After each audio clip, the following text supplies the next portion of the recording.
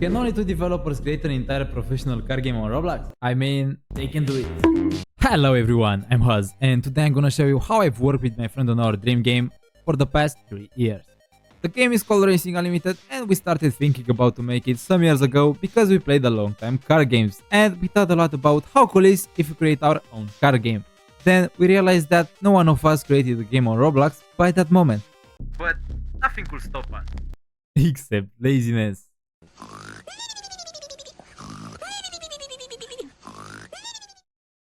It was not an easy road. We created 3 maps that we deleted and started again with much more experience. The first time we only had a simple highway with a bridge and a car from the toolbox that we were proud of, until we discovered that we want more than that and we can do it more better. So we moved to the second map concept, more exactly a highway surrounded by realistic mountains. Everything looks great until everything consumes so many resources that even the project in Roblox Studio wouldn't open anymore, so we decided with a heavy heart to start a new map. But this time, totally different. We designed a sketch for the map before. We didn't want to do something chaotic with the hope that something good will come out. We created a map that we consider complete, but we forgot an important factor, the number of triangles, which prevent playing the game with more than 20 FPS. We tried desperately to fix the mistake, but unfortunately, we realized that we mostly use free models from the toolbox with a lot of code created for troll and not optimized. So we had to delete that map and a new one followed beginning.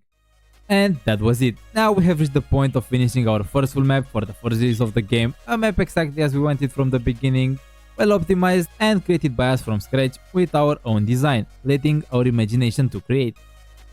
And that's how this map came out, with a huge mountain and the road that grows to it, with a beach area, industrial areas, airport, drag racing areas, including the Nürburgring, the highway and many other cool things that I'll let you discover them yourself. Plus many opportunities to add special areas in the next update depending on your opinions. And as you can see, 2 weeks after we launched the game, we already updated the game map with the Halloween theme and we added the half part of Halloween update called Race a Win, the newest race on our game. But in this moment that just gives players a unique vibe, and in the near future we will add limited prizes that you can obtain only in this month. The limited prizes will be added in the second half update of Halloween season, called Race or Treat. That will be very insane. And when it comes to car systems, it was a long process. We struggled for about 5 months to figure out how all the values on the car work, how we can modify them and how to optimize them so as to reach the desired system. At one point, we had finished a complete car system, all perfectly functional, but it was too boring. We had stock edges on the car, which most car games created by beginner developers had, and we wanted to distinguish ourselves a little from them. Created our own interface for our cars, which we were proud and satisfied with, and we hope you will like it too. After completing this task, we started to struggle to add a nitro system to the cars, but this was very difficult because on YouTube I found absolutely no tutorial. Which now won't happen for some of you because I posted a tutorial on the channel about how you can do this too. So we spent a week trying to figure out how we can create this system, and luckily after many hours of work we succeeded.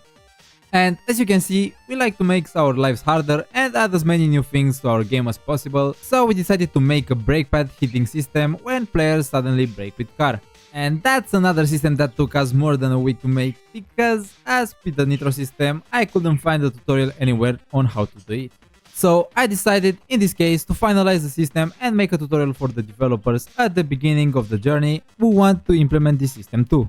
I hope these tutorials helped you guys, and if you like this type of content I make, I will really appreciate it very much if you will subscribe to my YouTube channel and like this video. It will help me a lot to keep making videos like this. After a short analysis, we realized that 80% of Roblox players play on phones or tablets, so a new adventure followed, namely how can we add mobile support to our cars.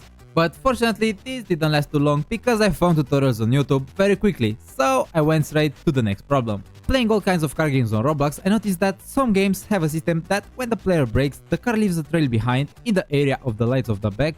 So I didn't think too much and said, oh yeah, we need that.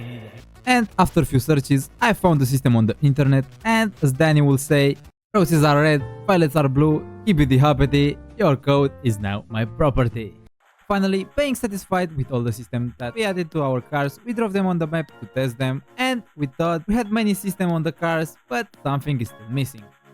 A radio system. And now